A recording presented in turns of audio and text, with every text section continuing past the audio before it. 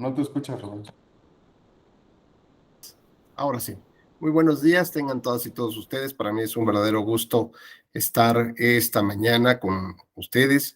Vamos a platicar hoy un tema muy interesante porque pues tiene que ver con la manera como estructuramos las decisiones judiciales, cómo es que el conjunto de razonamientos que vamos exponiendo nos llevan a obtener ciertas conclusiones y en el caso de asuntos, bueno, pues son conclusiones probatorias. Así que bueno, hoy vamos a tratar de abordar este tema durante esta jornada. Les agradezco personalmente que enciendan sus cámaras. Yo sé que es un horario complicado y que hay muchas actividades todavía en casa, en oficina o en tránsito, así que bueno, por los que vayan conduciendo, por favor, con mucho cuidado. Le agradezco profundamente a la Escuela Judicial Electoral, a su directora, la doctora Gabriela Rubalcaba, la invitación que se sirvió formularme para estar con ustedes esta mañana.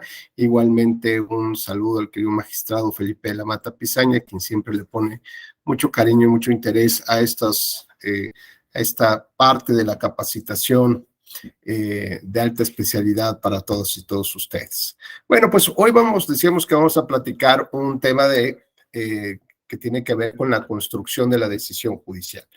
Lo cierto es que desde que el ser humano ha sometido sus resoluciones o sus conflictos a una tercera persona, lo cierto es que siempre ha pasado por un proceso de legitimación o en búsqueda de legitimación de la decisión. ¿Y esto a qué se refiere? Bueno, pues implica que los problemas o las inquietudes o las controversias que pudieran tener con alguien más de la comunidad tendrían que revisarse bajo ciertos parámetros o ciertos esquemas, es decir, bajo ciertas fórmulas ya previstas para poder tomar cierto tipo de decisiones. Así que, por ejemplo, fórmulas como aquella de la ley del talión, de ojo por ojo y diente por diente, pues tenían cierta razonabilidad en términos de la época histórica en la que se estaba viviendo. O sea, es decir, que las fórmulas tenían o las reglas de decisión tenían razones de peso que la comunidad aceptaba y que legitimaba, es decir, creía y confiaba en que así tenían que resolverse los conflictos, ¿no? Entonces, digamos que el argumento de la violación de un derecho, por llamarle de alguna manera en aquella época, o el agravio o la afectación que pudiera sentir, tendría que ser compensada con algo más o menos de la misma naturaleza.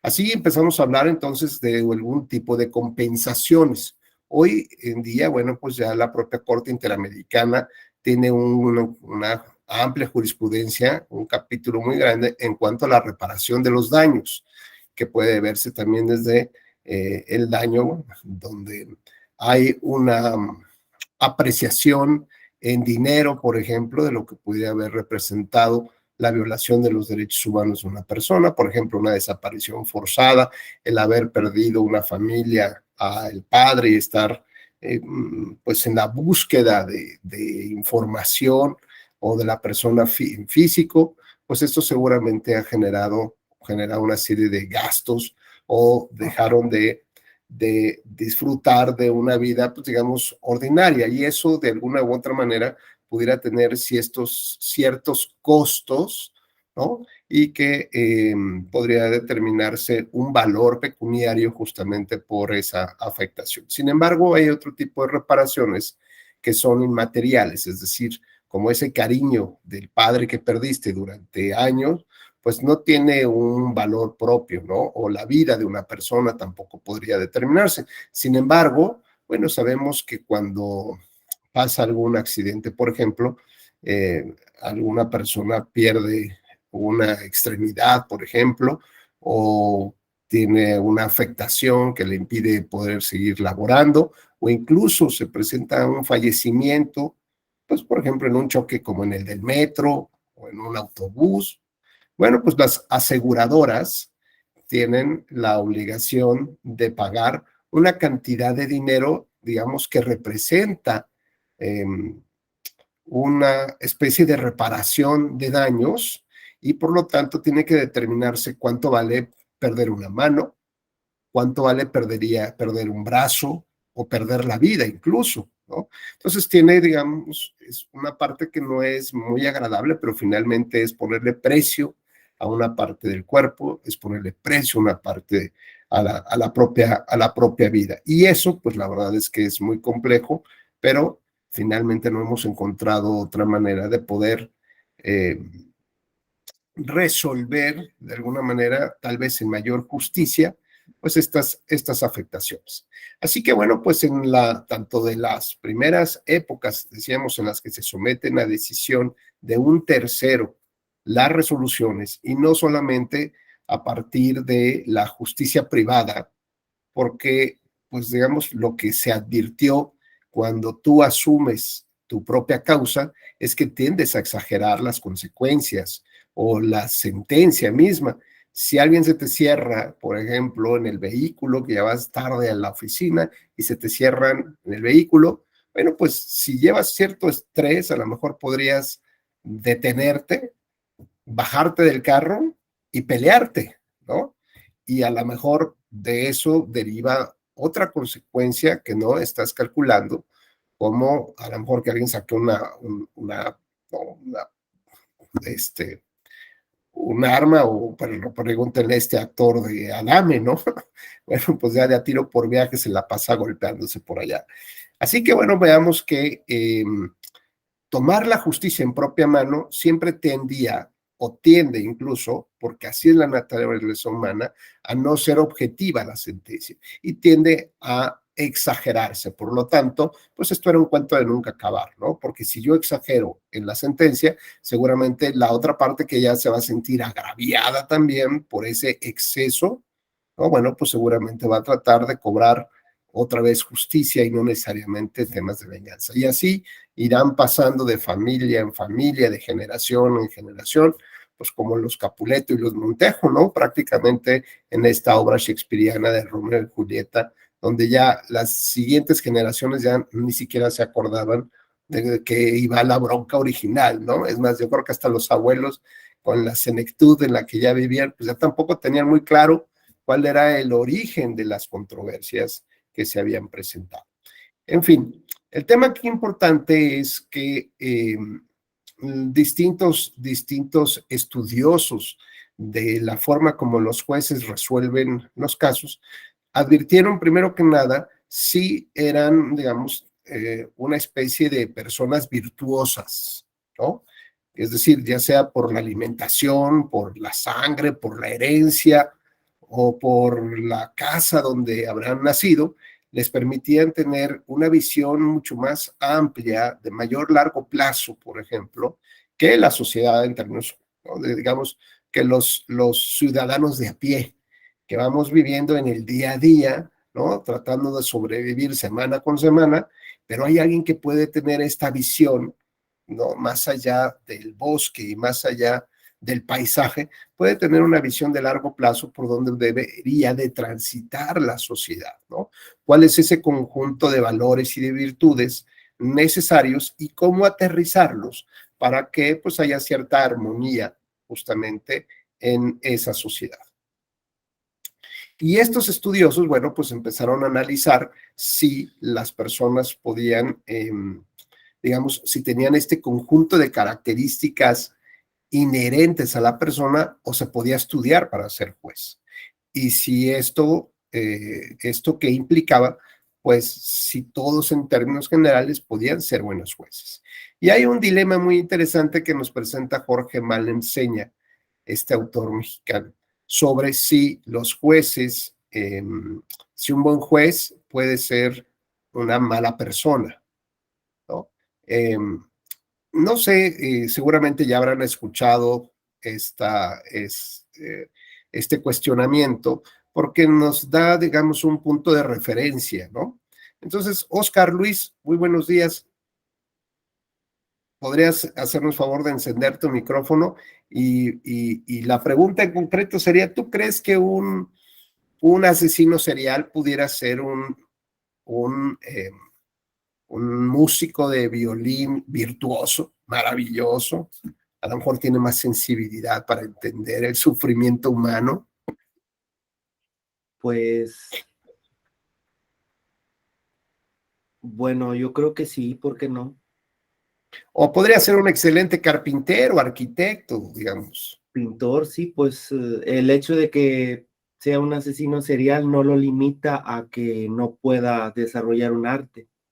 Claro, y ahora en el caso, este asesino serial podría ser un buen juez.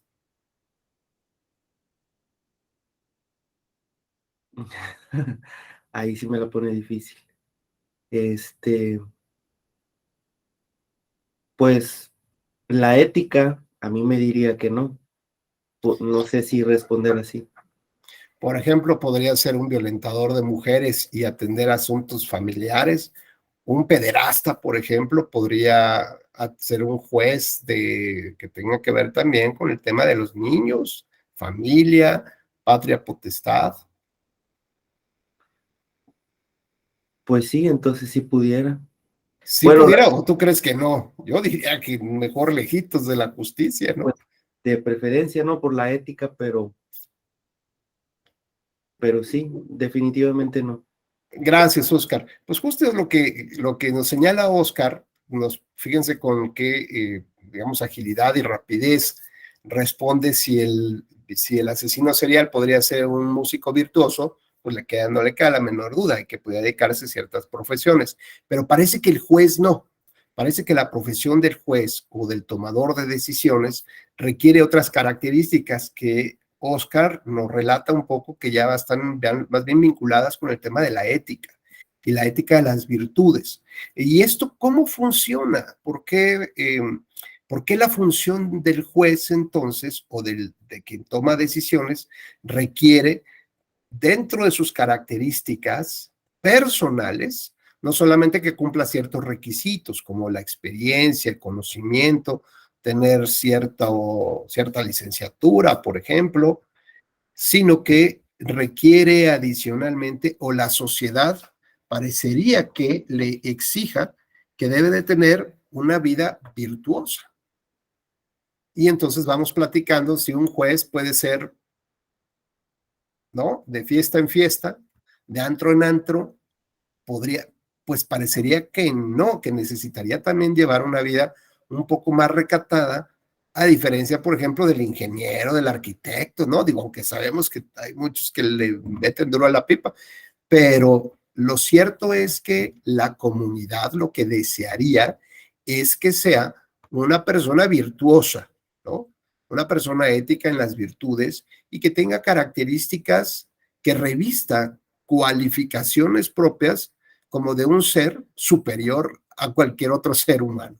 ¿Y esto qué implicaría? Que además de ser virtuoso en su vida, debería de tener esta visión de largo plazo, ¿no? Como cuando se acudía con el sabio del clan, ¿no? Y normalmente tiraba unos polvos ahí al fuego y veía entre las llamas cuál iba a ser un poco el futuro, ¿no? A lo mejor no veía nada, pero entendía un poco la lógica de los hechos y lo que iba a suceder, ¿no? Y si no, bueno, se lo preguntaban al más vetusto, al más viejo, ¿no? Ya los que les veían barbita blanca en aquellas épocas, pues decían, no, pues este ya ha vivido y si sobrevivió, pues ya debe de saber, ¿no? O si no, ¿acaso irían con las personas que tienen, digamos, tenían estas eh, habilidades holísticas para entender el universo, ¿no? Y aquellos que miraban a los planetas y conjuraban en las noches con las estrellas por si Napoleón necesitaba invadir en cierto día, ¿no? O Hitler, y tenían a sus propios videntes, ¿no? Estudiosos de los planetas, de la colocación de las estrellas, en fin. Y lo cierto es que, bueno, mientras las personas creyeran y confiaran que ellos podían resolverle los temas, como pues esta idea, por ejemplo, de siempre ir a la parte más alta de las montañas, ¿no? Aunque en ello te llevaras la vida y meses y años, ¿no? Y cuando regresabas, imagínense a nuestro amigo Julio César Barreto, ¿no? tomando esta decisión de subir durante meses, perderse ahí en las montañas. Bueno, pues cuando regresaba aquí con la barba, cabello largo, ¿no? Andrajos ahí, pero seguramente tuvo una conversión, pues el hambre y la necesidad de comer algunos honguitos ahí medios curiosos, baja con unas tablas, ¿no? Que encontró ahí arriba, porque la parte más alta es donde los dioses tocan la tierra, ¿no? Y ahí tuvo su revelación, y ahí encontró una imagen, encontró algo que después de 2000 años las personas creen y confían que esos son los mandamientos que vienen de un ser divino, ¿no? ¿Cuánto más van a durar? Pues mientras la gente siga confiando y creyendo que así deberían de funcionar ese conjunto de reglas que tienen, digamos, como la ley del talión, pues tienen, digamos, una argumentación detrás, ¿no? Del por qué no puedes matar, del por qué no puedes robar, del por qué, ¿saben? Todo este tipo de cosas que vienen, digamos, un poco con el ADN del ser humano, con este sentido común, digamos, más refinado, que dentro de tu lógica está, pues que no te vas a despertar viendo a quién matas ese día, ¿no?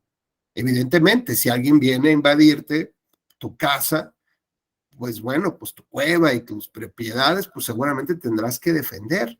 Pero llegará un momento en que la sociedad se convierta o que la gente se empiece a convertir en una sociedad más civilizada.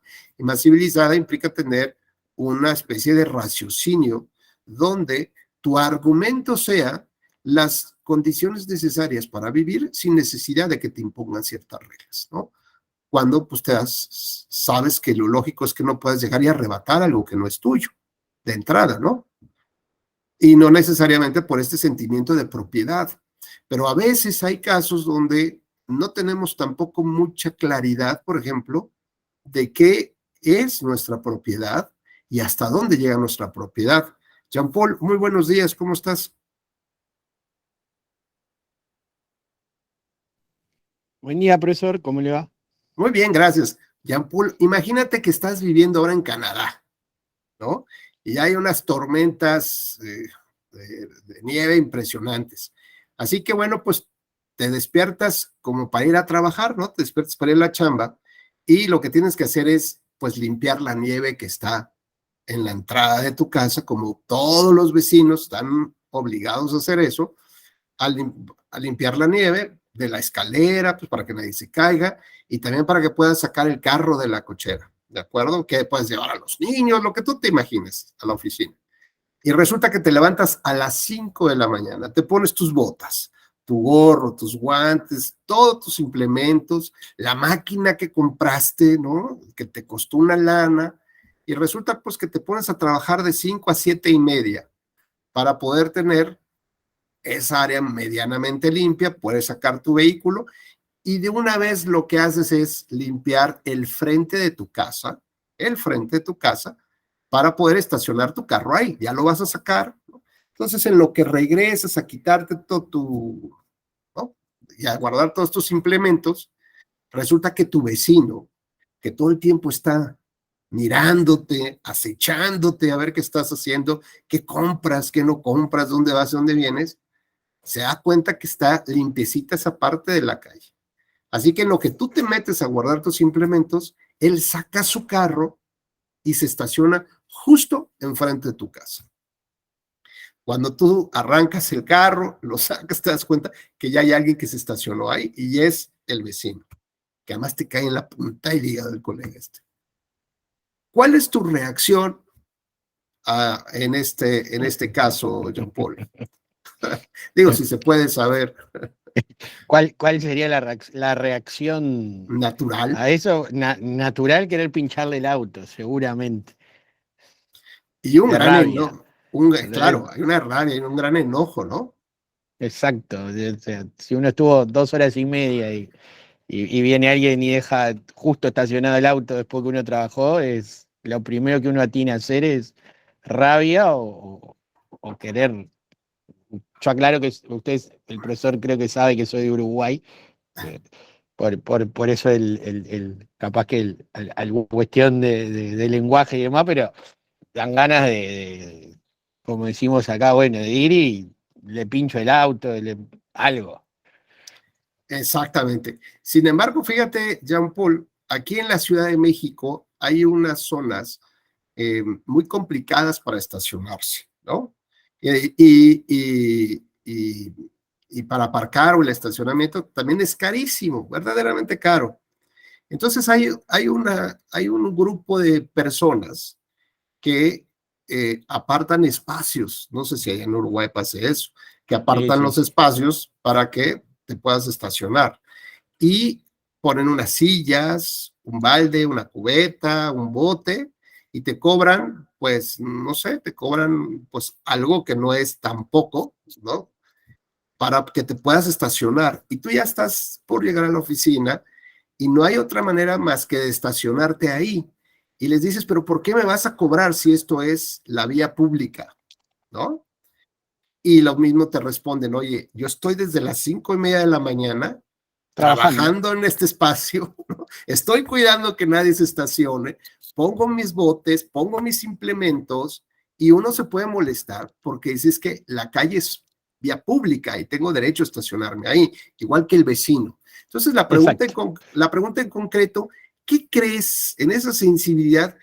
¿Por qué crees que hay algunas cosas que nos hacen sentir dueños de esa parte del trabajo, de ese producto que hicimos, ¿no? Como tal, cuando ante una situación de la misma naturaleza, somos justamente el contrario, ¿no? El que alega, como el vecino, que es una vía pública y pues ni modo, si está, digamos que no, aquí no es de quien la trabaja, ¿no? Sino que, pues, el que la encuentra, ¿no? ¿Cuál crees que sea tener ese feeling, ese sentido De la pertenecer? posición que cada uno esté en la situación.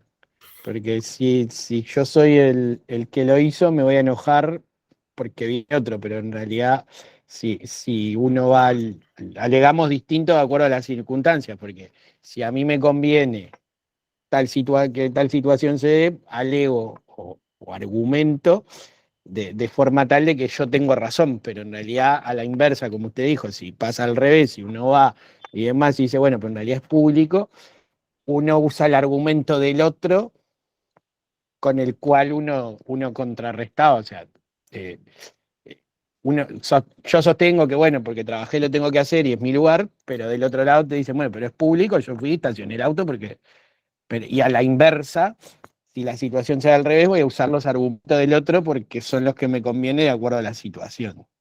Claro. Y fíjense entonces que justo lo que dice Jean Paul es un poco lo que nos deja entrever, es que el trabajo que uno hace, el esfuerzo que uno hace, parece que viene acompañado de este sentimiento de pertenencia, de posesión, de derechos sobre las cosas, ¿no? Entonces, cuando empezamos a ver temas o en la historia de la humanidad empezamos a ver el tema de la propiedad, por ejemplo, cómo determinar cuál era lo justo en un tema argumentativo que podías tener, que tú pudieras ser dueño de un territorio, digo que más allá que estuviera ocupado por pueblos originarios, en fin, aquí ya estamos viendo es cómo se va delimitando el derecho de propiedad.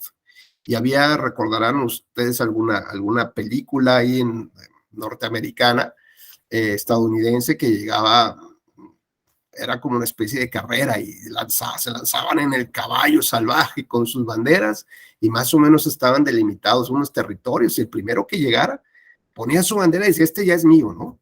Esto ya es mío y sacaba ahí la escopeta para tratar de defender el territorio.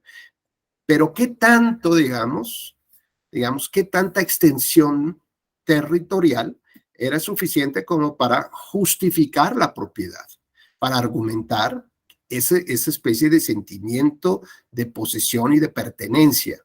Y entonces el primer argumento que podríamos tener, según la conclusión de Oscar y de Jean Paul, pues es dependiendo de si tú lo trabajas.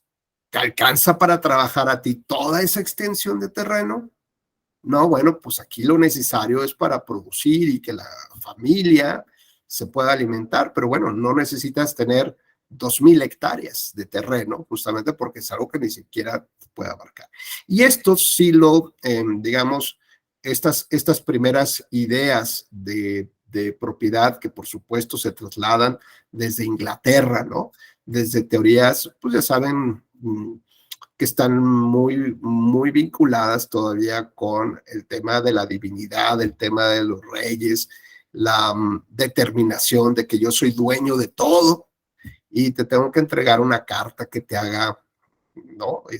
Con un sello real y que pues por la decisión de aquella persona, mediante la cual todos creemos y confiamos que ese es el verdadero dueño del todo, pues ahora resulta que yo soy por delegación el dueño de esta parte, porque aquel me la dio y pues yo soy ahora el nuevo señor feudal, o soy el nuevo terrateniente, o soy el nuevo propietario, simplemente no porque lo trabajo ahora, sino porque esa creencia y confianza, esa legitimidad en estos términos argumentativos está basada ahora en un documento. Entonces, pues ahora tenemos que pasar un poco a la idea de tener registros de la propiedad, ¿no?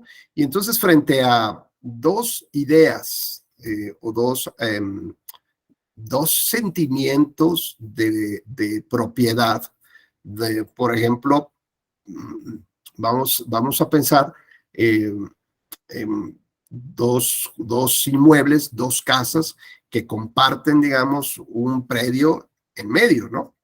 Un predio, un jardín donde pueden transitar.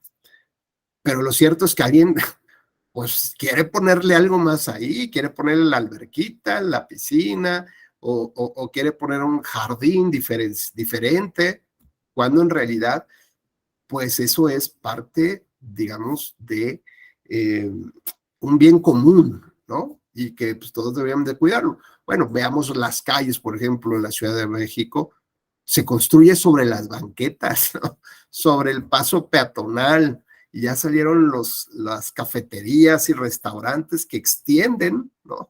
Su propiedad hasta la propia banqueta, o mercados que se estacionan o que abren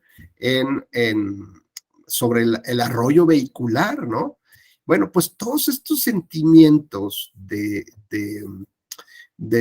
propiedad o de posesión como tal, de alguna u otra manera tienen que estar respaldados por algo, ya sea por el trabajo, ya sea por la carta, ya sea por un pago de impuestos, ya sea por lo que sea, pero que dé legitimidad y de confianza. Así que bueno, cuando vamos ya a presentar un caso ante un tercero que tiene también esta legitimidad para tomar decisiones y que nosotros estemos de una u otra manera obligados a su cumplimiento, aunque no estemos de acuerdo con las decisiones que se toman, pero estamos obligados a su cumplimiento porque además reconocemos que tiene el ejercicio de una fuerza, ¿no?, física que puede encontrarse legitimada, como cual, bueno, puede ser pues la misma fuerza que te da la comunidad. Y las primeras grandes decisiones, más allá de matar o cercenar a una persona, era la expulsión del grupo, con lo cual la expulsión implicaba prácticamente la muerte, ¿no? El destierro. Y esa sanción, ¿quién la ejecutaba? Pues la ejecutaba la comunidad. Así que la fuerza física puede estar en la comunidad, la fuerza física puede estar en una policía, puede estar en un ejército, puede estar en, digamos, estos como que le llamaron los camisas negras o los guardias blancas, ¿no? Tenemos, digamos, en las transiciones de las dictaduras a las democracias, por ejemplo, tenemos grupos de choque que siguen actuando en términos de justificar un régimen, pero pues ya no públicamente son las policías, ¿no? Ya no es la fuerza legitimada del Estado, sino son otro tipo de grupos de choque que lo que buscan justamente es provocar la desestabilización. Tenemos caso, por ejemplo, Perú, ¿no? Con la reciente salida del presidente y, digamos, la intentona de utilizar la fuerza pública, la fuerza del ejército, justamente para desaparecer los otros poderes del Estado y convocar incluso a elecciones, desaparecer el Congreso y convocar a elecciones. Afortunadamente ese respaldo, ¿no? Digamos, ese respaldo de la fuerza legitimada no se da en ese momento para el presidente. Ya ven que después algún médico, alguien así, dijo que algo le habían dado al presidente y que pues solito tomó decisiones sin consultar. La verdad es que ya es un poco de broma. El asunto es que las decisiones, para que puedan tener esta característica, necesitan estar respaldadas también por la fuerza del Estado para ser vinculantes, para imponer y para ejecutar como tal, ¿no? De esta manera podemos también cuestionar cuál es el papel de digamos, legítimo en estos términos que venimos platicando del cumplimiento de las sentencias, por ejemplo, las decisiones de las cortes internacionales. Por ejemplo, en el caso de nuestra Corte Regional, la Corte Interamericana de Derechos Humanos recientemente ha fallado un caso donde México fue sujeto condenado, ¿no? Estuvo en el banquillo de los acusados y determinó que las figuras del arraigo y la prisión preventiva oficiosa son inconvencionales, ¿no? No se metió nuestro tema en la Constitución, pero afectan derechos humanos como tal. Poco antes de diciembre, recordaremos un debate amplio que surgió en el foro jurídico y también en nuestra Suprema Corte de Justicia, respecto del mismo tema, ¿no? En otro caso, pero respecto del mismo tema, sobre si la figura de la prisión preventiva oficiosa establecida a nivel constitucional podría ser inconstitucional, es decir, si la norma constitucional puede ser inconstitucional. Y la verdad es que se entró en un debate muy interesante que tiene muchos años sobre esta temática, y lo cierto es que más allá del debate académico, pues yo creo que se pudo haber resuelto el tema señalando que la medida era inconvencional, ¿no? Para caer justamente en lo que ya sabíamos que iba a suceder, pero que desafortunadamente tienen que venir un tribunal internacional para recordarnos lo que nosotros estamos dejando de hacer. ¿Qué diferencia hay entonces entre unos integrantes de una corte mexicana y los integrantes de una corte internacional? ¿Qué acaso son esos jueces virtuosos con los que empezamos a platicar? ¿Acaso son esas personas que tienen la posibilidad de mirar más lejos, no solamente hacia dónde debe transitar una comunidad? Por lo menos aquí es una comunidad más amplia, la jurisdicción que tienen sobre los países que forman parte de la Organización de Estados Americanos, pues son cientos y cientos de millones de personas. ¿Qué acaso tendrán digamos, como nos diría un autor norteamericano, sobre el juez Hércules? ¿Si acaso serán jueces repletos de virtudes que incluso tengan la posibilidad de mirar hacia dónde debe dirigirse por lo menos la población de este hemisferio de la Tierra? Ya no solamente el de México o en particular de un país, sino de todo el hemisferio. Pues volvemos otra vez al tema central. ¿Qué es lo que pasa por la mente de los jueces que tal vez para otras personas pensarían que sí debe de tener una serie de características especiales? Volviendo a estos temas, bueno, lo cierto es que hablar de si ser un buen juez, lo cierto es que en el lenguaje hay una trampa. Y una trampa que nos debe de corregir la argumentación jurídica. ¿Por qué? Pues porque estamos combinando dos niveles de lenguaje en uno solo. ¿Y esto qué implica? Por un lado, cuando entendemos la palabra mala persona, lo que estamos entendiendo es una persona carente de valores, de principios, ¿no? Fuera del margen de la ética, como diría Oscar. Pero cuando hablamos de un buen juez, hablamos del ejercicio profesional, de las características técnicas que podría tener el desempeño. Y por eso decíamos que un asesino serial podría ser un músico virtuoso. Bueno, ¿por qué? Pues porque lo único que va a desempeñar es una técnica, una interpretación, ¿no? Pero hasta ahí terminaría el asunto. En cambio, cuando hacemos esta pregunta, lo cierto es que ya de entrada presenta una trampa, ¿no? Y esta trampa pues, justamente nos permite entrar un poco el debate, si todas las personas podrían ser buenos jueces. Parecería que todos podrían desempeñar o alcanzar, digamos, esa, eh, ese profesionalismo que requiere esta actividad. Sí me queda claro. Sin embargo, parece que la comunidad tendría que buscar un perfil adicional para que esas personas que toman las decisiones no solamente apliquen las reglas y las consecuencias, sino que también tengan la posibilidad de interpretar de qué están hechas las normas y no solamente por el conocimiento de las leyes, sino de algo que es más profundo, como en este pequeñísimo debate que tuvimos acerca de la propiedad. Y si empezamos a complicar un poco más los temas, por ejemplo, podríamos pensar si hoy en día quien gana más dinero tiene que pagar más impuestos. Y eso nos preguntaríamos, bueno, como ¿por qué habría que pagar impuestos? Esto es, bueno, porque así está la ley. Claro, está la ley, pero la ley puede también establecer la pena de muerte. Y entonces, digamos, no importa, pues así está la ley. Oye, que tengo que pagar impuestos por las ventanas. Pues así está la ley. Oye, que tienes que pagar más impuestos por tener mascotas. Pues así está la ley. Y evidentemente no se trata de eso, se trata de reflexionar por qué está la ley, para qué está la ley y cuál es la finalidad de la ley.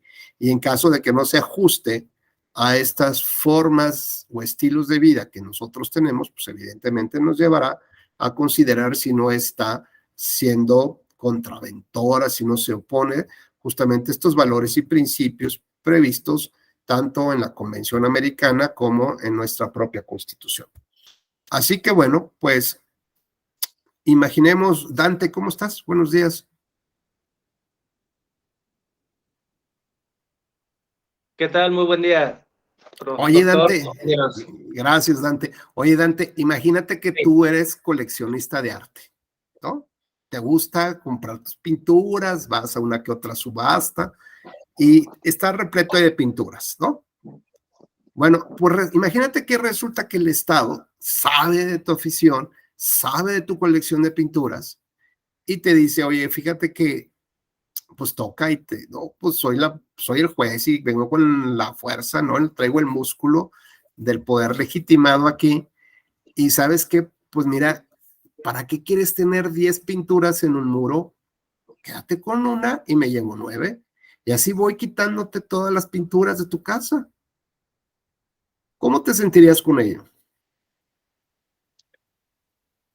¿Cómo me sentiría? Pues enojado, Pues, frustrado, tendría un resentimiento en contra del juez o del gobierno si se basó en una ley que así lo estipulara. O imagínate que llegues a la Navidad, a la cena de Navidad, y pues ahí tienes diversas viandas y platillos, ya sabes, ¿no? Pues porque vamos a tener visitas y tal. Y entonces llega el Estado y te dice, oye, perdóname, pero te tengo que quitar aquí los ayocotes, el pavo, y te empieza a quitar, porque no lo necesitas, porque hay otros a los que les tengo que repartir. ¿Cuál sería esa sensación? Pues de mucha molestia. Exacto. Y fíjate que el empresario también siente mucha molestia cuando llegan y le quitan sus ingresos, cuando el servidor público tiene que pagar el 33 o 35% de sus platillos, del súper, de los cuadros, de su coche, van y le quitan el 35% y cuidado, ¿no? Y además tienes que tener una cara de sonrisa y además soy puntual. Así además, pásale, ya te estaba esperando, ¿no? Además tienes que ser, bueno, pues veamos, por ejemplo, entonces cómo este concepto de el tema de los impuestos, aunque todos sabemos que hay que pagar impuestos, realmente es una carga. Y entonces luego le decimos, oye, no vayan a casa de Dante, ya trae más cuadros, vayan por más. Vamos a casa de Dan, Dan tiene más alimentación, ya lo tiene guardadito ahí, vamos por toda esa alimentación, esos alimentos. Entonces, cuando pensamos que la distribución de la riqueza no es correcta, pues entonces empezamos a tener estas ideas de que pues a los más ricos o a los que generan más ingresos hay que cobrarles más impuestos. Y la respuesta de aquellos acá es, oye, ¿y por qué no metes a los millones de personas que están en el comercio informal a pagar un impuesto, a darse de alta? Ah, no, pues porque para ellos, para mí es más fácil la manipulación del voto con ellos que contigo, ¿no? Entonces empezamos a ver cómo la argumentación empieza a traer otro tipo de análisis o llevar otro tipo de análisis o de factores que son necesarios para poder llevar, digamos, llevar de una manera adecuada justamente la toma de decisiones. O, por ejemplo, pensar en un tema de la argumentación jurídica, por ejemplo, cuando hablamos del matrimonio entre personas del mismo sexo. Tenemos dos posturas muy claras, unos que podrían decir que son los conservadores, religiosos, ¿no? Que simplemente no quieren que, mira, más allá de que las personas decidan sus preferencias y decidan con quién se van con quiénes van a unir sus vidas, pues lo cierto es que no se llamen matrimonio, ¿no? Por ejemplo. Vamos a preguntarle, a ver si está por aquí o ya se fue a desayunar. Vamos a ver quién anda por acá. Piedad, Alejandra, ¿estás por ahí? Sí, buen día. Hola, Piedad, ¿cómo estás? Gusto saludarte, buenos días. Igualmente, un gusto saludarle a todos.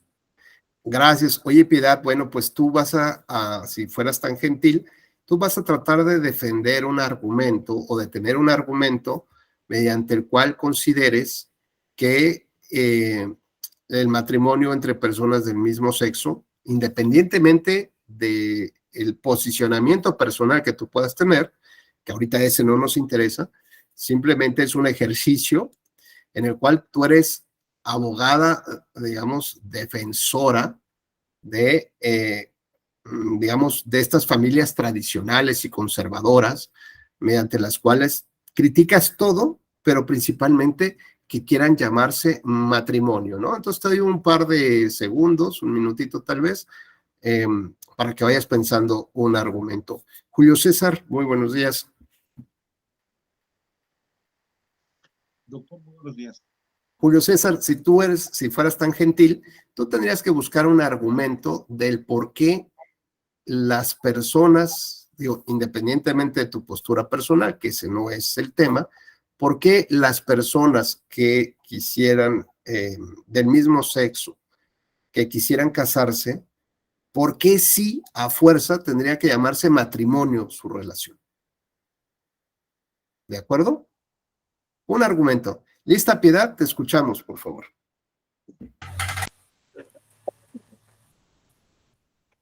En el caso de los estar no en contra, bueno, sí me lo puse en contra. Moralmente, religiosamente, no está permitido. No se acepta que dos personas del mismo sexo se casen. Eso es Por la pecado. educación que se le podría dar a los hijos que en su momento adoptarían. Eso no es bien visto. ¿De qué forma podrías tú, ya seas dos mamás, dos papás, educar a un menor? Ok. Es la razón por la cual no puedo argumentar defender a la pareja en este caso. Oye, ¿y qué piensas sobre la finalidad del matrimonio, la procreación de la especie? ¿O eso ya no es tan relevante para ti, Piedad? Poniéndolo así como me lo planteó, no estar de acuerdo, o sea, no permitirlo. Sí, bueno, te escucho. Cuando, sí. ¿mande? Sí, te escucho, adelante. Aun cuando la ley actual ya lo permita, defendería a que este acto no se lleve a cabo. Muy bien, Piedad, muchas gracias. Adelante, Julio César. Bueno, doctor, Creo que la figura del matrimonio, desde mi perspectiva, no necesariamente tiene una finalidad de procreación, tiene una finalidad de ayuda mutua. Entonces, desde esa perspectiva, dos personas, independientemente de el sexo, pueden unirse y generar esa ayuda mutua. Para mí esa es la finalidad de un matrimonio. Gracias. Sí, podría. Gracias, Julio César. Por ejemplo, podríamos suponer que Piedad aceptaría, supongamos que sea muy religiosa, como dice, muy conservadora, aceptaría que dos personas que están en el lecho de muerte se casaran, ¿no? O dos personas de la tercera edad, o alguien que ya no puede tener hijos, pues se casen, ¿no? Es decir, que haya un matrimonio como tal. Me parece que está dentro de los márgenes aceptados por la religión, por la cultura, por la sociedad, etc. Sin embargo, ahora un contraargumento para Julio César. Fíjate que ya pregunté con todo el grupo conservador del grupo, Julio César, y me dicen que están de acuerdo en que esas dos personas se junten, ¿no? Para la ayuda mutua, etcétera, etcétera. Pero que no se llamen matrimonio. Nada más que es lo único que piden, que van a tener, dicen, van a tener los mismos derechos que aquellos que están unidos en un matrimonio, pero que no se llamen matrimonio, que se llamen, ¿no? Por ejemplo, está la religión maradoniana, ya vimos un primer matrimonio aquí en México, entonces yo no sé cómo se llama su matrimonio, pero a lo mejor que se llame el Diego, el 10, la mano de Dios, no sé, que se llame como se quiera, pero que no se llame matrimonio, ¿sabes? Adelante, Oscar, te escuchamos. Sí, doctor. Bueno, también, por ejemplo, un argumento tal vez en contra sería la raíz etimológica de matrimonio. Lo buscaba ahorita en internet y dice que es mater monium, madre calidad. Y en este caso, pues no aplicaría para dos hombres, a lo menos. Sí, dos mujeres fácilmente pudieran ser madres a través de otros procesos, ¿no? Que ya existen en la actualidad. Pero en el caso de dos hombres, pues la palabra matrimonio no aplica, o sea, no se ajusta al modelo, porque es una madre. Bueno, no sé cómo explicarlo, Sí. en cuestión de la raíz etimológica. Gracias, Oscar. Adelante, Julio. Gracias por el derecho de réplica. Pero, es cierto, es una definición etimológica, pero si con eso yo argumentaría lo que establece Platón en el Fedón, cuando habla en el banquete, que precisamente, a ver, la definición etimológica fue establecida en un espacio y tiempo cuando las relaciones hombre-mujer eran perfectamente vistas y se vio que la procreación era lo ideal de una relación. Pero si nos vamos hacia atrás, con Platón, evidentemente la unión de dos seres no era la procreación, era una cuestión netamente igualitaria. Y ahí no podríamos hablar de hombre-mujer, porque desde la visión de Platón, la parte igualitaria se da en los mismos sexos. Y entonces no podríamos tener ese esplendor de ayuda mutua o de comprensión si estamos en planos diferentes. Correcto. Gracias, Julio. Adelante, Jean-Paul.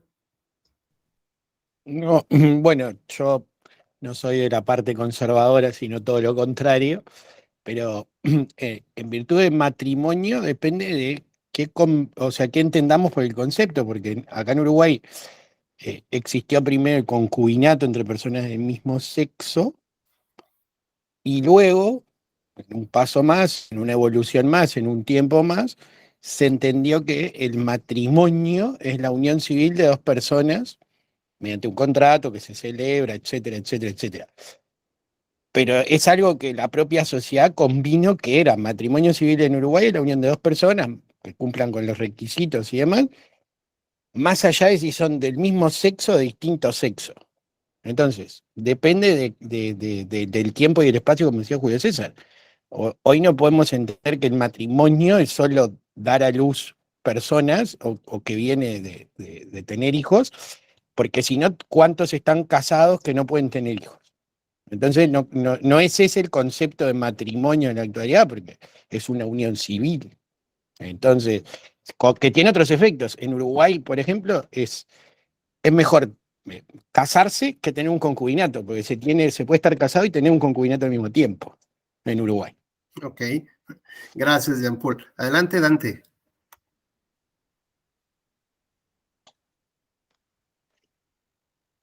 Yo creo que también es importante considerar los antecedentes, y ahorita, gracias por la aportación que hizo el compañero de Uruguay. En México, de hecho, en la Ciudad de México, baja la cacofonía, se aprobó la sociedad en convivencia para que personas que tuvieran afectos e intereses comunes y afines se juntaran bajo un régimen jurídico y se vincularan y se obligaran mutuamente, que para efectos prácticos o en el fondo era el mismo estadio que el matrimonio. Sin embargo, la comunidad LGTB, etcétera, se inconformó diciendo que porque ellos no eran matrimonio, ¿no? Realmente el fondo no es, o el fondo de este asunto, no, yo pensaría que es una cuestión de forma, no de fondo, porque al final del día el Estado les estaba reconociendo el que se pudieran unir y les estaba reconociendo una calidad jurídica como pareja. Incluso teóricamente se permitía una sociedad de convivencia hasta de 3 personas, porque según recuerdo había un vacío en la ley que no establecía que dos exactamente, sino 2, 3, o sea, se podía generar ahí una obligación, ¿cómo le llaman hoy? Amor libre o de poliamor, Entonces, la cuestión, desde mi perspectiva, es una cuestión de forma, no de fondo. Y aquí tendríamos que atender ya conceptos jurídicos de qué es la discriminación, porque justamente la batalla que se da, o que este grupo se siente discriminado por no poder acceder a la palabra matrimonio. Entonces ya el argumento sería no es que sea matrimonio o no propiamente, o a lo mejor precisamente es definir matrimonio, ¿no? Entonces, y aquí estaríamos en conceptos históricos de cuál es el concepto de matrimonio y por otro lado, ¿qué es el derecho o las leyes? Las leyes derivan de las costumbres y si las costumbres van cambiando, el derecho tendría que cambiar forzosamente o no. Y también prevalece el derecho de la mayoría, digamos, en México, que el 80% tiene una afinidad católica y a los principios católicos, entonces esa mayoría debería prevalecer y esos principios deberían de prevalecer, pues ahí es, creo, donde estaría el punto fino del asunto. Claro, gracias. Adelante, Dan.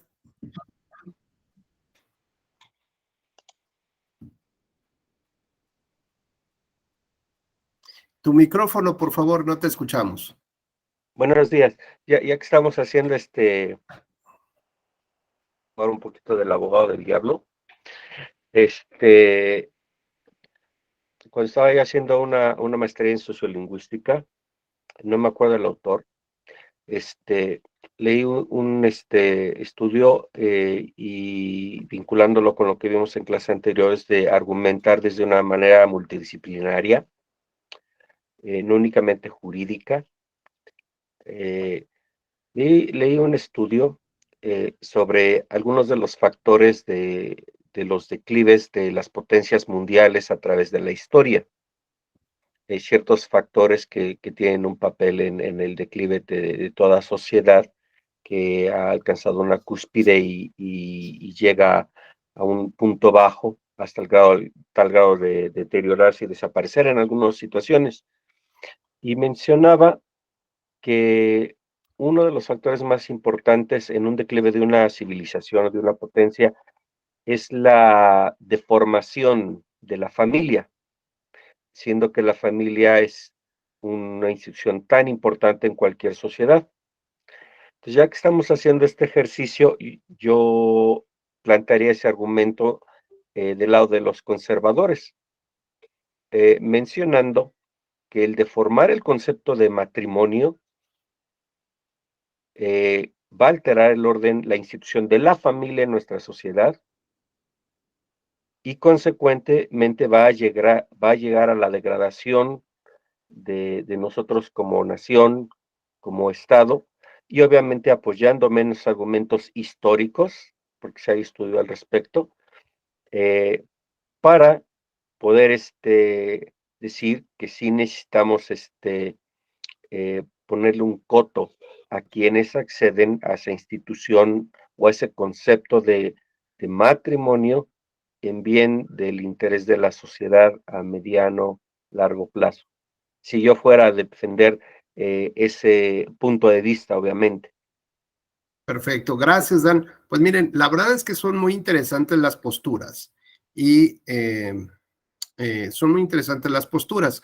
Yo solamente retomaría un par de argumentos y contraargumentos para tratar ya de ir definiendo cuál debería ser la postura argumentativa que deberíamos de empezar a trabajar en por ejemplo, en este caso y en muchos otros. Está muy claro que decía Jean-Paul, habría que empezar por tratar de definir el concepto de matrimonio de entrada, ¿no? Y ver si cumple con las características particulares de cada uno de los casos. Y si se acepta, se adapta, pues está bien. El asunto es que la propia legislación puede estar determinada en su definición por la unión de un hombre y una mujer de entrada, ¿no? Y eso entonces ya empieza a complicar los temas. Supongamos que saltamos ese tema, ¿no? De si es un hombre, es una mujer.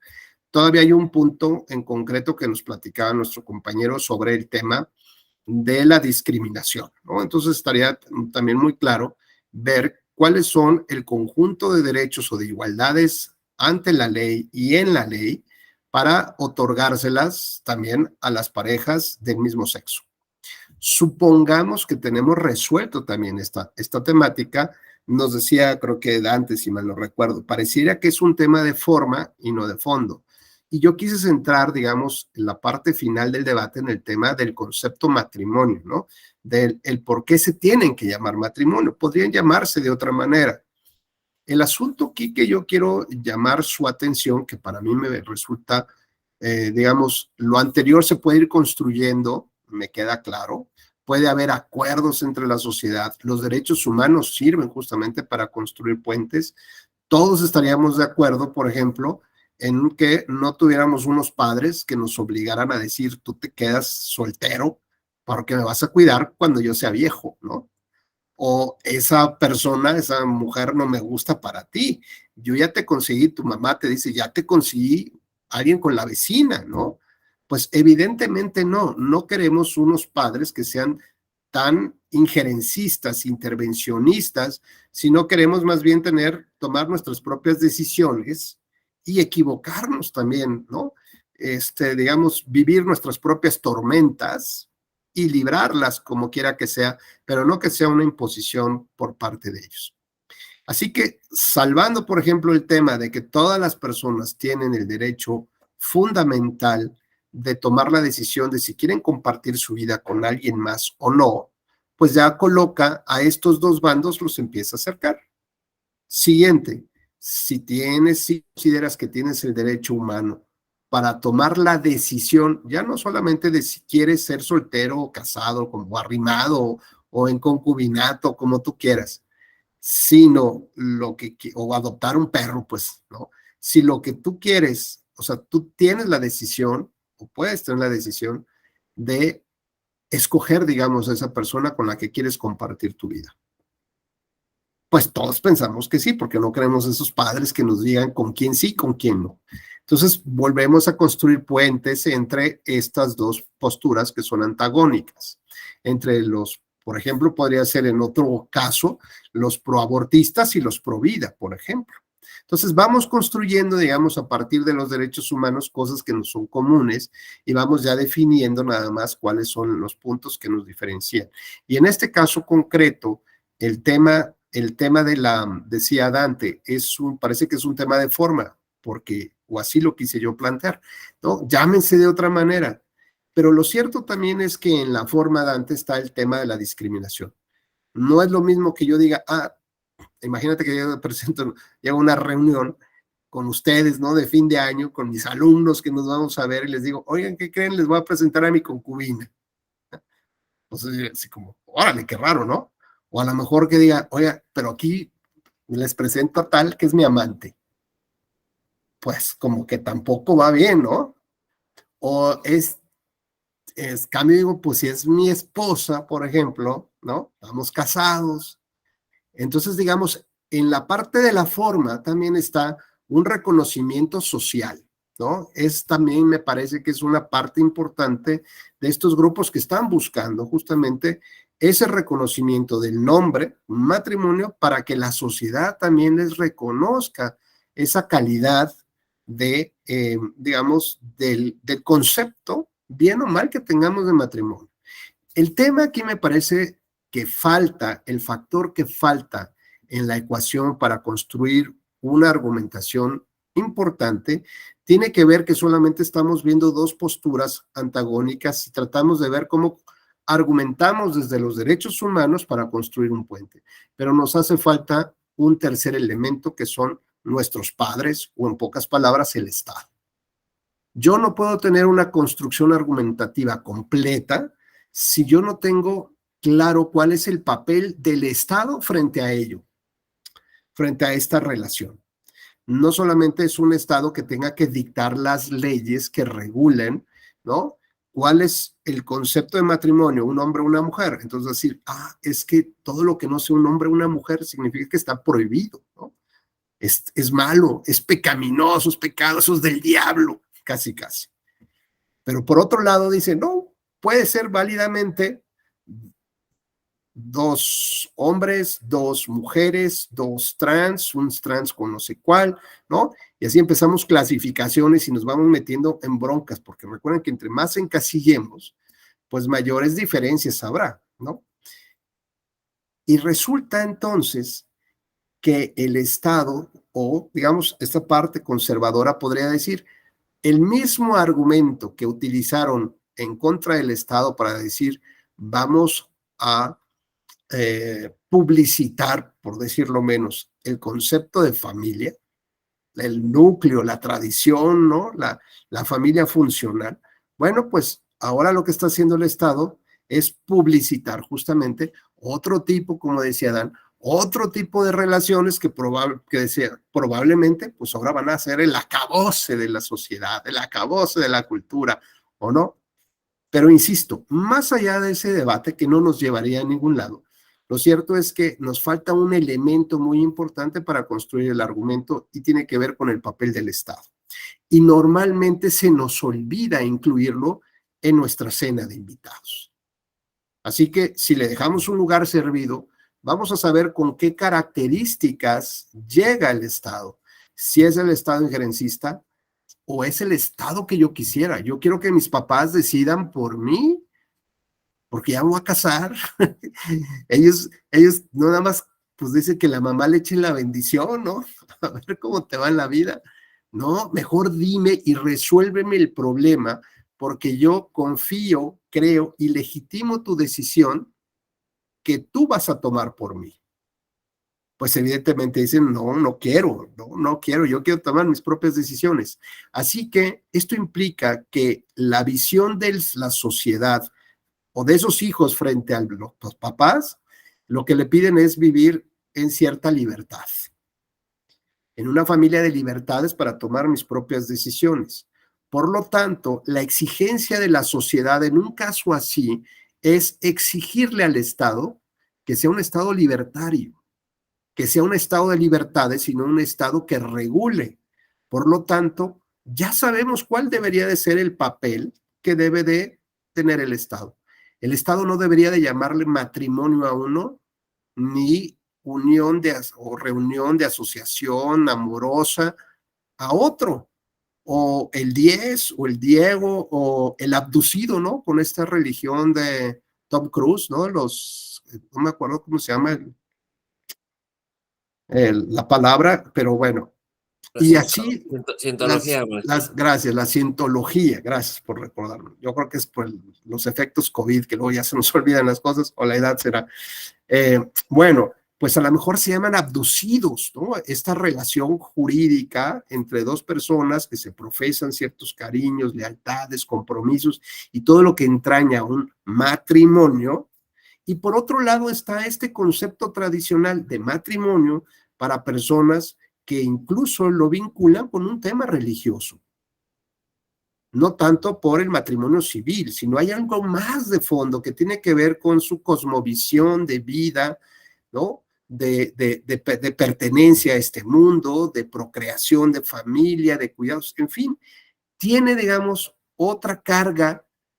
Puede ser una carga religiosa, puede ser una carga moral, puede ser una carga cultural que venimos, ¿no? Como el famoso Pipil, aquí tenemos la piedra encima de nosotros y eso no lo podemos hacer a un lado. Y entonces, ¿qué de malo es reconocerle esa carga histórica y cultural a esas personas respecto de su concepto matrimonio? Esto entonces nos lleva a entender que el Estado solamente tiene la obligación de reconocer la relación jurídica y dotar de igualdad a todas estas personas que están uniendo sus vidas y garantizárselas, ¿no? Como tal. Pero el Estado no debería de por qué llamarle a una o a otra cosa. El Estado simplemente tendría que reconocer, a ver, tú eres católico, conservador o lo que quiera, y tu relación se llama matrimonio, pues por mí, ponle el nombre que quieras, o sea, yo no tengo ningún problema. A todas las relaciones se llamará de la misma manera. En la parte privada, en la parte interna, en la parte religiosa, en tu cultura, en tus familias, se llamará matrimonio. Y así se llamará de otra manera de otros tipos. Con lo cual, Julio César, ahora tú que estás defendiendo esta parte de la relación entre personas del mismo sexo, la pregunta es si tendrían que ser solamente dos. Porque qué tal si hay tres personas que deciden compartir todos estos elementos, ¿no? Que están relacionados con el matrimonio. ¿Debería de ser así o no? ¿O nada más tiene que ser de dos? Ah, ya una relación poliamorosa. ¿O tú crees que nada más estas relaciones tienen que ser de dos? Doctor Jan. Mi postura es netamente, son dos. Son dos. Esa sería mi postura. Ahora sí. Resulta, Julio, que ahora tú eres el más conservador de los conservadores, ¿no? No. Sí, es que la pregunta parece muy sencilla, pero creo que es muy de fondo. ¿Qué es lo que se persigue? Si fuera simplemente la ayuda mutua, digo, evidentemente podrían entrar 3, 5, 7, porque eso es lo que se busca, la ayuda en común, la ayuda mutua, la subsistencia, y podrían entrar. Pero creo que esa unión es vinculante, y creo que desde mi óptica relaciona a dos nada más, desde mi óptica. Claro. Bueno, es que ya entonces estamos empezando a romper paradigmas, ¿no? De una tradición como veníamos normalizándola, aunque luego sabemos que hay personas que tienen a la casa grande y la casa chica, tienen a la esposa y al amante, ¿no? Y a quien se deje, por ahí, quien le haga caso. Bueno, pues esto digo, parece un poco de broma, pero lo cierto es que nos lleva a un debate serio. Y este debate serio es, si yo busco un estado de libertades, el Estado tendría entonces también que reconocer mi libertad de decisión, ¿no? Claro, mi voluntad no está coaccionada, estamos platicando entre personas adultas con plena conciencia de las consecuencias, ¿no? De los efectos que se van a provocar con todo ello. Bueno, pues el Estado, si nosotros asumimos, digamos, vivir nuestras propias tormentas, lo que necesitamos es crecer también como sociedad y como comunidad y darnos estas directrices propias nosotros y no estar esperanzados en que alguien más nos diga, no, estás mal, Julio, solamente de 2, no se te ocurra de 3, ni 4, ni 5, solo es de 2. ¿Por qué es de 2?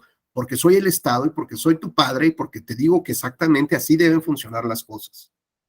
Bueno, pues cuando este tema lo sometemos a una decisión judicial, ¿no? Para saber hacia dónde cuál sería el rumbo que tiene que tomar la sociedad, pues la verdad es que está complicado que estos jueces virtuosos, ¿no? Tengan la posibilidad, digo, si es que no tienen herencia con los dioses o algo así, o puedan ver entre el fuego ahí hacia dónde debe dirigirse la sociedad. Lo cierto es que es muy complicado cuando partimos del punto cero, Julio, ¿no? Cuando, por ejemplo, vamos en la carretera, vas en 3 carriles, hay 3 carriles, tú sabes que, bueno, pues te vas a aventar al lado izquierdo porque vas a rebasar. La idea es que no te permanezcas ahí, no permanezcas, ¿no? Sino rebasas y te regresas a tu carril del medio. Normalmente, ¿a qué velocidad uno rebasa? Julio, ¿tú normalmente qué velocidad crees que sea adecuado, correcto para rebasar al siguiente vehículo? Yo rebaso arribita de los 100, 110. Es promedio, ¿no? 100, 110 me parece muy bien. Bueno, imagínate que ves por el retrovisor, no viene nadie, sales, pones tu direccional, te pasas del lado izquierdo y cuando vas a la mitad del otro vehículo, o sea, cuando ya vas emparejado, sientes unos faros aquí atrás, ¿no? ¿Este de dónde salió? Y en curva, pues como quiera te metes, ¿no? Y te pasas así a todo lo que da. Y dices, a ver, yo voy a 120, este va a 170, ¿no? 180, va a 200. Y del lado izquierdo, del lado derecho, en el carril de baja, pues hay alguien que va a 60, ¿no? Apenas iba de subidita. Bueno, pues esto representa, digamos, por un lado, en el carril de alta a 200 kilómetros por hora, la evolución social. La evolución social pisa el acelerador y no hay nadie que la detenga. La del carril del medio viene a ser la evolución legislativa. Y esta evolución legislativa, pues medianamente ahí va, como quiera que sea, ¿no? Ahí va en el jale. O peor, la evolución legislativa puede ir a 60 en el carril de la derecha. Así que cuando tú logras llegar a una gasolinera, por ejemplo, al Oxxo a tomar un refresco, pasar a los servicios, puedes ver en el momento en que la evolución legislativa pues ya pasó, ¿no? Y dejó su estela incluso. Y la evolución, perdón, social. Y lo que tratas de hacer como juez es tratar de regresarla o tomarle una fotografía en el momento y decir, ¿cómo puedo adecuarla a este momento exacto de la vida? Pero yo ya transité, el juez ya transitó por este camino, ya sabe dónde hay baches, dónde hay posibilidad de estacionarse, dónde hay un accidente, y medianamente es fácil saber cómo debo de adecuar la ley a esta parte, ¿no? O sea, cómo estiro la ley justamente para llegar a este punto. El problema es qué pasa con el recorrido que no hemos hecho, que ese juez no ha vivido. Y entonces ahora nos plantea nuevos enigmas de cómo va a ser nuestra sociedad. ¿Cómo sería una sociedad donde todos permitiéramos el poliamor, por ejemplo? A lo mejor no sería tan malo, a lo mejor sí, no lo sabemos. Malo y bueno, entendiendo como qué, como este tema de valores, de virtudes, de principios, o como un estado funcional, como el juez que realiza su trabajo como el virtuoso de la música. Cuando llegamos a ese punto cero, digamos, que hay que dar el primer pie, pues tenemos que establecer cuáles son las grandes líneas. Es como cuando dices, pues ya mi hijo creció, ¿no? Un poco nos pasa a los papás, ya les dimos los valores, los principios y ya, sabrán ellos cómo resuelven su vida. Pues un poco es con estas ideas que como sociedad ya trabajamos con ciertos valores y principios, pero ahora vamos a ver cómo pues vuelan por su propio camino y hacia dónde tendrían que ir transitando, aunque nosotros, nuestra visión sea visión ya también de papás, sea visión de los abuelos, de otras generaciones, y que hoy no es tan fácil adaptarnos, digamos, a esta nueva evolución social que va a más de 200 kilómetros por hora y que no se detiene en lo absoluto ni para ver si la evolución legislativa pues todavía se alcanza a ver en el retrovisor, no hombre, ese se quedó 2 pueblos atrás. Así que cuando entendemos un poco estas funciones de la argumentación jurídica, podemos establecer, primero que nada, correcciones del lenguaje, por lo menos para saber que estamos hablando en el mismo nivel de entendimiento de los conceptos. En segundo lugar, la argumentación nos sirve para reestructurar el pensamiento. Esto es, no quedarnos con ideas que estamos obteniendo nosotros de nuestras propias máximas de la experiencia, de nuestras propias subjetividades, porque de algún lado hay que echar mano justo para tomar una decisión si voy a permitir el aborto o no. Bueno, pues ¿de dónde voy a abrevar? Bueno, pues de lo que yo creo que es la vida, por ejemplo. Y entonces entro en un terreno pantanoso, ¿por qué? Porque me estoy volviendo esa persona subjetiva, que yo solamente quiero imponer un punto de vista. Pero aquí lo importante es, ¿y debo de imponerlo yo? O sea, como parte del Estado, o simplemente el Estado tiene que ir permitiendo, ¿no? Como esta especie del peso frente al dólar, ¿no?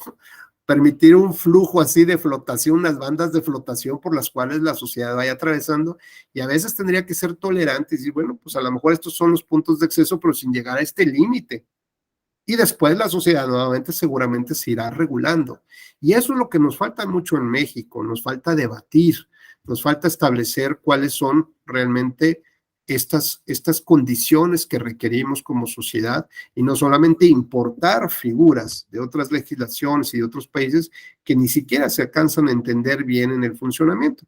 Recuerden ustedes, por ejemplo, los primeros intentos de regular o despenalizar el aborto, por ejemplo, en el particular sobre el tema de los médicos que podrían rechazar practicar un aborto, se hablaba en aquellas épocas, en las iniciativas de ley, se hablaba de la objeción de conciencia. Y la objeción de conciencia, pues lo que decía esa propuesta legislativa es que era una especie de autoproclama. El médico se autoadscribía objetor de conciencia y decía, yo soy objetor de conciencia y yo no la voy a practicar, ¿no? Por lo pronto vas a la cárcel. Yo me acordaba de esta película del Torito, ¿no? Que decía, soy inocente, pero estás adentro, estás en la cárcel. Entonces podías gritar, soy objetor de conciencia. Pues sí, pero estás en la cárcel. Y la verdad es que en México nunca tuvimos una tradición, una institución de la objeción de conciencia, como por ejemplo la tuvieron en Sudamérica o la tuvieron en Europa, donde hay toda una regulación, hay una práctica previa, hay experiencias, hay casos de éxito, hay otros que no tanto. Y te das cuenta que la objeción de conciencia requiere una resolución judicial basada en conclusiones probatorias de las evidencias que haya aportado al expediente una persona para que tenga una sentencia que diga, eres objetor de conciencia. Y entonces ahora sí, parece que hay mayores garantías en las tomas de decisiones para una persona que es médico que va a rechazar practicar una intervención de esta naturaleza y está amparado frente al Estado, digamos, está protegido frente al Estado, pero porque ya derivó de un procedimiento y no nada más de una autoadscripción de soy inocente, soy objetor de conciencia, ¿no? Como tal. Y ese luego termina siendo un verdadero problema porque terminamos tropicalizando estas figuras y estas instituciones sin un debate previo, sin un, digamos, sin un establecimiento de las condiciones necesarias por las que la sociedad mexicana debiera atravesar, ¿no? Con nuestras particularidades, con nuestras bromas, con nuestra, dirían un poco con este gusto por reírnos hasta de las desgracias, ¿no? Como tal. Bueno, pues así somos los mexicanos, ¿no? Y tenemos nuestras propias características, pero lo que se nos olvida es debatirlas para poder encontrar cuáles son estos puntos que nos unen como mexicanos, ¿no? Y que no que nos dividen. Adelante, José Ángel, por favor. Sí, levanté la mano hace ratito cuando estaba el tema del debate del matrimonio y Sí. ya adelantó en lo dicho. Yo básicamente con mi información jurídica me remito al concepto constitucional, que es de donde se deriva, y considero que las legislaciones locales han buscado modificar, como lo han hecho, suprimir la definición básica de lo que es el matrimonio, la unión legítima de un solo hombre con una sola mujer, que lo establece, y algunas disposiciones secundarias han modificado para señalar que es la unión entre dos personas. Ese es el análisis, y entendiendo pues el principio de igualdad y de no discriminación, se tendría que hacer el estudio correspondiente. Posteriormente, yo lo que iba a decirle es que si nos ubicamos en el momento en que se redactó esa disposición de definición del matrimonio en la Constitución, que se me hace como un contrato, además, que se me hace un poco fuera de lugar para una Constitución, pues me pongo en la mente de los legisladores, los constituyentes de ese momento, y era para ellos impensable suponer que hubiera la posibilidad de que el matrimonio fuera diferente. Claro, oye. Habla usted de los carriles en el que va la realidad, en el que va la legislación, en el que va la cultura, y obviamente los jóvenes de hoy se suben en el carril de alta velocidad, en el tren bala de la evolución, y para ellos queda completamente irracional que la Constitución se establezca una definición tan cerrada, tan arcaica, y el legislador, el constituyente, al menos el constituyente no ha logrado, o los grupos de presión sobre los legisladores no han logrado modificar ese concepto constitucional, aunque sí han incidido en legislaturas locales. Ese es el punto, ponernos en la mente de en qué circunstancias prevalecieron el momento en que se redactó la Constitución, Claro. y luego se preguntan una situación tal que es momento, y mi duda es, pues, ¿qué ha pasado por el que la evolución, la realidad, la normativa, la realidad social, jurídico, política, no ha permitido que ese concepto evolucione y se suprima? Claro, O sea, pero fíjate que aquí comentas temas bien interesantes, José Ángel, pero por ejemplo yo diría que siempre hay que tener el papel de invitado al Estado, que nunca hay que olvidarnos de cuál es la interacción o vinculación que va a tener con la sociedad. Quiero que él sea el que determine mi vida, pues está bien, pero así digámoslo y así hay que reconocerlo.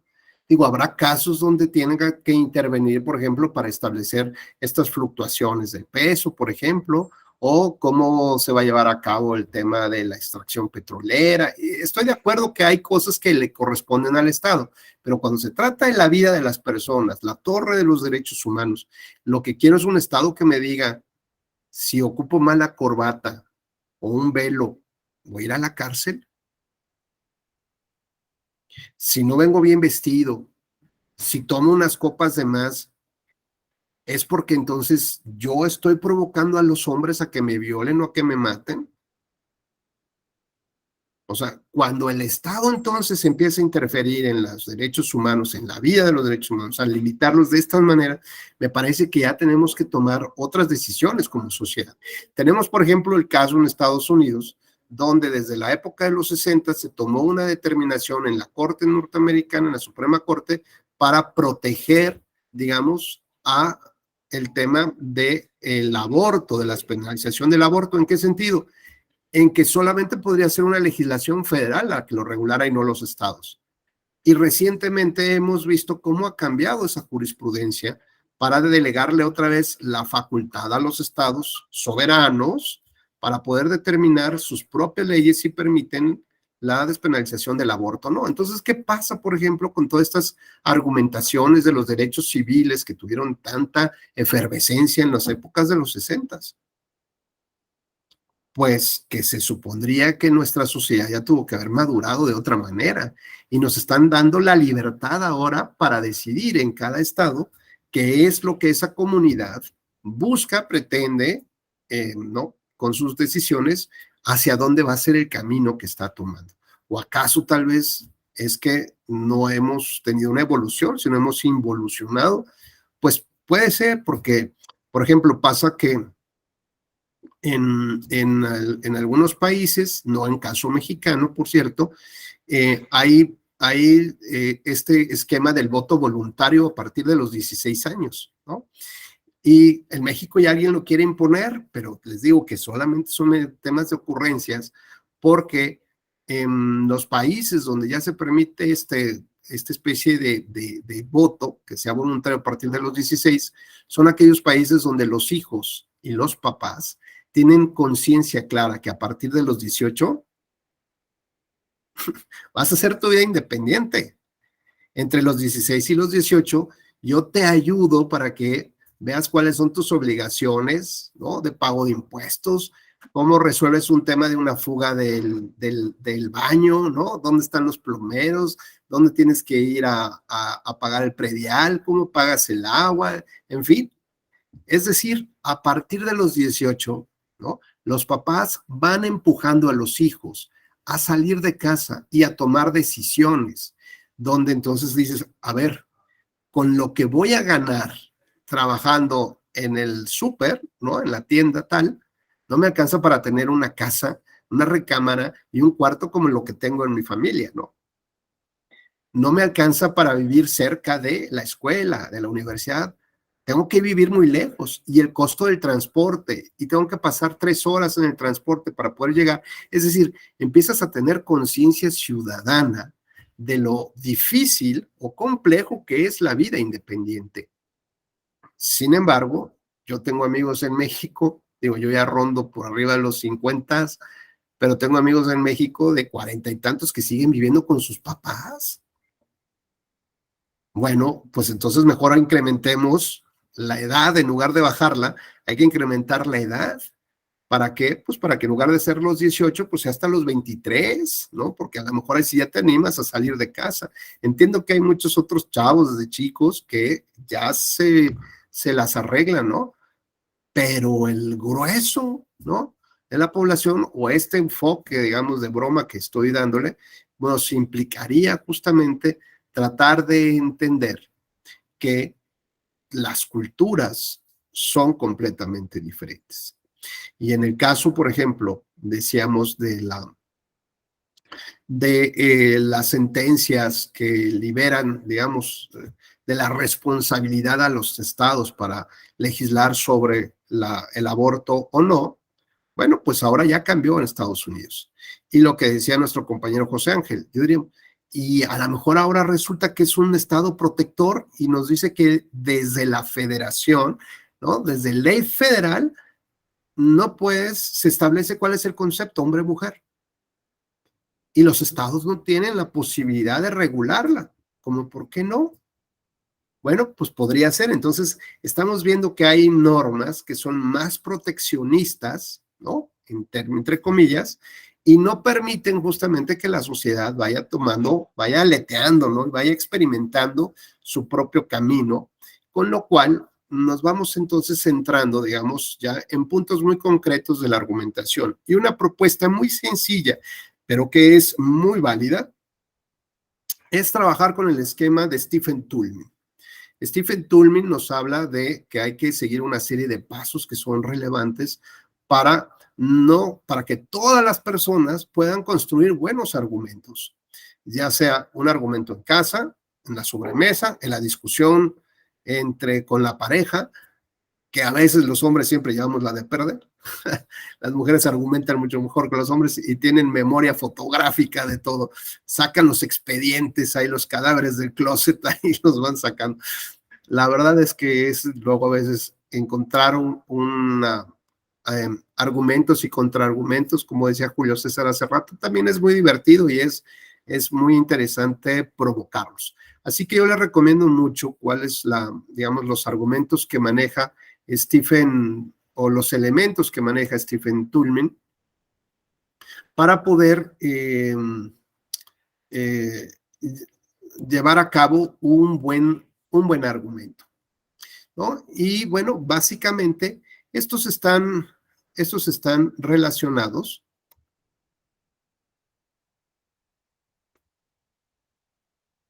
Perdón, déjeme nada más eso.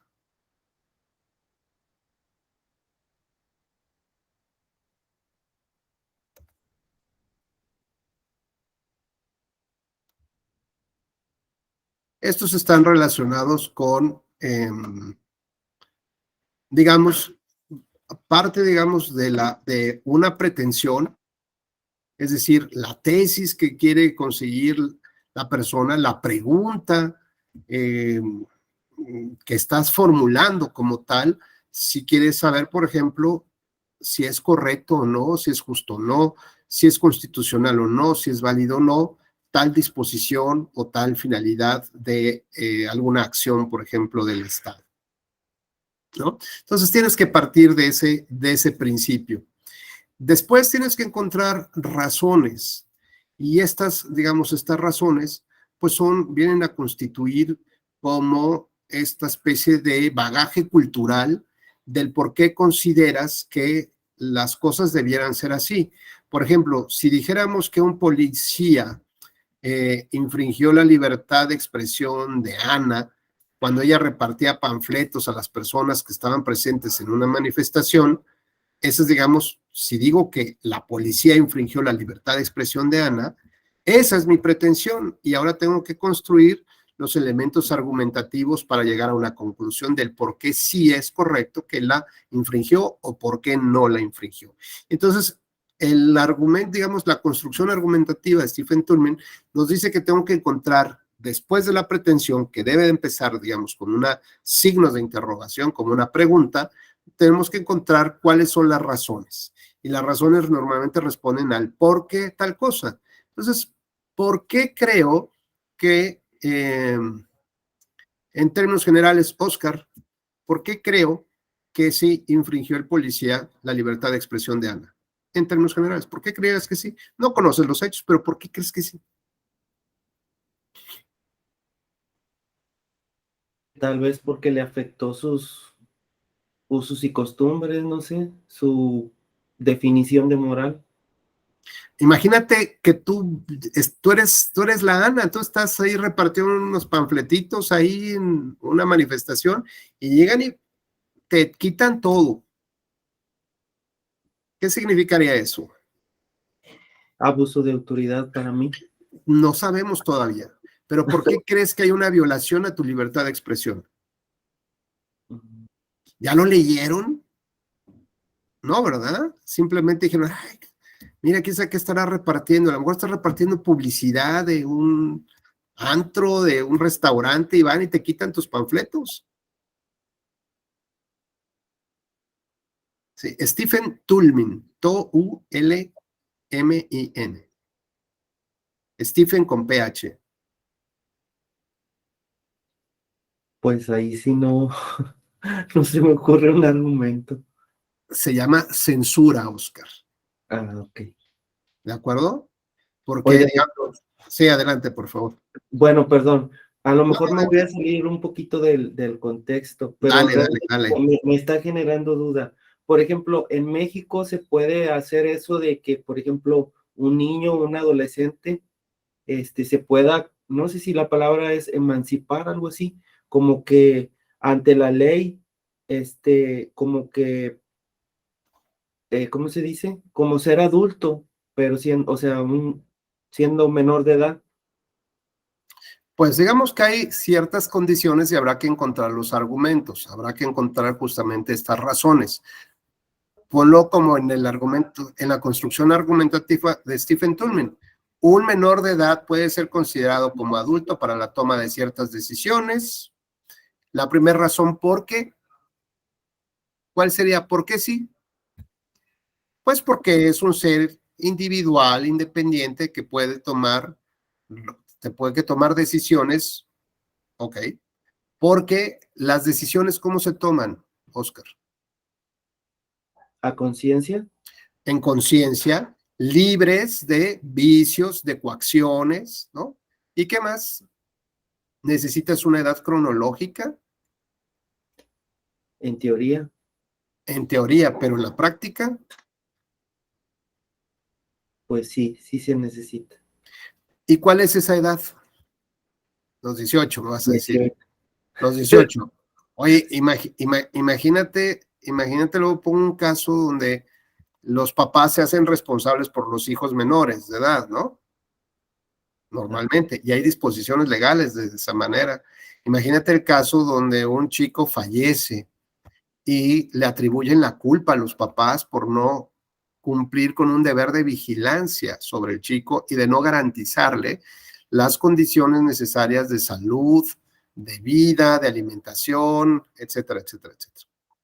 Bueno, pues imaginemos entonces el caso que este chico muere cuando tenía 10 años, ¿no? Entonces no podía tomar ciertas decisiones el chico, entonces la culpa es de los papás que no pudieron llegar, que no pudieron incluso llegar hasta el velorio, porque pues que estaban en la cárcel. Pero resulta que el chico no tenía 10 años, en otra hipótesis tiene 22. Pues los papás no estarían en la cárcel, ¿no? Estarían libres porque pues la decisión del chico fue si quería o no la intervención quirúrgica o el tema. Es una decisión personalísima. Oye, pero es que estaba prácticamente en estado de coma a los 22. Pues no puede tomar decisiones. ¿Quién tendría que tomar? Pues los papás, ¿no? O tiene 24, pero tiene un síndrome de Down de tercer o cuarto nivel que le impide tomar ese tipo de decisiones. ¿Quiénes son? No, pues son los papás. Y luego resulta que el chico no tiene ni 10 ni 24. El día previo a morir era su cumpleaños. O sea, tenía 18 años y un día. Bueno, pues los papás no están en la cárcel, pero murió un día antes de cumplir 18 años. Los papás están en la cárcel. Entonces, ¿qué diferencia hay entre un chico que le faltan unas horas para cumplir los 18, que ya ha tenido unas horas después de haber cumplido los 18? ¿Qué diferencia mental existiría? Ninguna. Es la misma persona con unas diferencias de un par de horas. Entonces, la edad cronológica es un referente, pero no es un factor determinante del conocimiento de los casos. Y entonces tú sabes que un chavo de 14, 16 que mata a otro por 500, 1,000 pesos, lo que sea, sabe perfectamente y por lo tanto lo podrían y deberían de sancionar como si fuera un adulto. No, pues es que a los 18 se va a ir libre. A ver, no. O sea, me parece que estamos cerrando aquí los temas. O alguien que se casa o quiere juntarse a partir de los 14 años. Bueno, pues sabe que no está jugando a la Barbie y al Ken, ¿no? Es decir, tiene claro cuáles son las consecuencias jurídicas. Como puede ser este chico de 10 años que conoce perfectamente los problemas de una transfusión sanguínea cuando él pertenece a una religión que se llaman los Testigos de Jehová, por ejemplo. Y entonces el rechazar esa transfusión sanguínea implicaba, pues prácticamente, ¿no?, perder esa identidad que te da justamente la parte de la cosmovisión, ¿no?, de que esto es un plano terrenal transitorio y que lo más importante vendrá en otra dimensión, ¿no? Cuando mueras, ¿no?, trasciendas hacia el universo, hacia el cielo, lo que ustedes quieran, porque ahí sí es lo eterno, ahí es la felicidad plena. Y muchos trabajamos en función de llegar, o creemos que queremos que pues vamos a llegar a ese punto. Por lo tanto, esto, que es un pedacito así realmente de nuestra vida, no vamos a vivirlo bien para condenarnos en la otra. Entonces, un chico de 10 años que conoce perfectamente lo que va a pasar si no le transfieren la sangre y rechaza todos los tratamientos médicos y patea a la enfermera y se arranca todo, y por su condición de vida ya no lo pueden sedar ni intervenir, pues me parece claro que la edad cronológica aquí en este caso no es un tema tan relevante, sino en realidad la edad, digamos, la edad de la conciencia de las cosas y que evidentemente pudiera quedar demostrado. Entonces, si la pregunta es aquí, ¿se le puede tratar? Yo te diría sí, siempre y cuando encuentres justamente cuáles son las razones que soportan aquello. Y en segundo lugar, ¿cómo para qué? Se puede decir, bueno, es que ya se le puede pedir su opinión por si se quiere cambiar de nombre. Podría ser que sí. Y lo mismo sería, ¿y cambiarse de sexo? No lo sé. Yo no te diría es una edad, ¿cuál es la edad adecuada? Yo lo que te diría es, hay que ver si tiene el chavo o la niña o la persona tiene la conciencia real de lo que puede pasar. Lo comentábamos, por ejemplo, en el tema de los contratos. ¿Qué complicación, por ejemplo, es la subrogación de vientre? Es decir, de una pareja que no puede tener bebé y subroga el vientre de otra para que pueda desarrollarse, ya sea la implantación de un óvulo fecundado o la utilización del óvulo de esa persona para desarrollar a un bebé ahí, que termine siendo un acto de comercio, donde sabes que tienes cláusulas y es un contrato de subrogación de vientre, ¿no? Y que a cambio de un precio, tú tienes que dar una contraprestación que se llama un bebé. Bueno, la Corte estadounidense ha determinado que a pesar de que los elementos esenciales del contrato se respetan, es decir, en cuanto al que no hay ausencia de la voluntad, que no está coaccionada esta libertad, lo cierto es que nadie puede imaginarse el sufrimiento que puede tener una mujer gestante de entregar al producto de su vientre a cambio de un dinero, ¿no? Entonces, veamos cómo la evolución social, ¿no? Ya nos rebasó la legislativa, bueno, y la cultural, bueno, pues ahí estaremos más o menos adaptándonos. Así que decía yo, el esquema de Toulmin, y ya con esto terminamos, bueno, pues pasa entonces por buscar cuál es la pretensión, encontrar las razones que son, digamos, nuestro bagaje cultural que nos dicta, pues, cuáles son estas máximas de experiencia que deberían de funcionar así. Después utilizar algo que se llama la garantía, y estos son elementos que van apoyando a las razones, que pueden ser, digamos, elementos jurídicos, jurisprudencia, y que van demostrando, digamos, como la conexión que existe entre una cosa y otra. Por ejemplo, decíamos que a Ana se le violó la libertad de expresión porque todo acto de censura es contrario a la libertad de expresión. Esa es, digamos, nuestra primera razón. Y ahora, si buscamos una garantía, podemos buscar una norma jurídica que nos diga algo así, que la censura es un acto de represión ilegal que consiste en impedir que una persona haga o deje de hacer algo para expresarse sin un motivo justificado conforme a derecho. Y se actualiza cuando una persona que se manifiesta es reprimida por la autoridad sin un motivo justificado. Es decir, ya voy encontrando elementos definitorios justamente que le dan más soporte a el tema de las razones y que van siendo esta parte, ¿no? Luego, ¿qué es lo que tengo que buscar? Pues tengo que buscar un respaldo. El respaldo viene a ser la estructura del argumento, ¿no? Es decir, cuando establezco algunos cualificadores como presumiblemente, posiblemente, ¿no? Es decir, puedo encontrar cierto tipo de elementos que me van a dar una mayor soporte. Y al final del día, lo que tengo que hacer es, que como ya estoy llegando a la conclusión, tengo que refutar si esa conclusión es correcta o no. Por ejemplo, si hay algún nuevo elemento, por ejemplo, puede ser que en los panfletos se diga, ¿no? Destruyamos el Palacio Nacional, ¿no? O levantémonos en armas. Bueno, pues, a ver, entonces ya se introduce un nuevo elemento donde tal pareciera que no era un completo acto de libertad de expresión, o donde el ejercicio de autoridad o de la fuerza pública sí podía haber actuado en ese momento, ¿no? Se está convocando la insurrección a lastimar a otras personas, pues me parece claro entonces que estas medidas como de análisis que desvía nuestra conclusión, pues resultan relevantes como para ver todas las posibilidades, todos los escenarios que se pueden presentar en un hecho.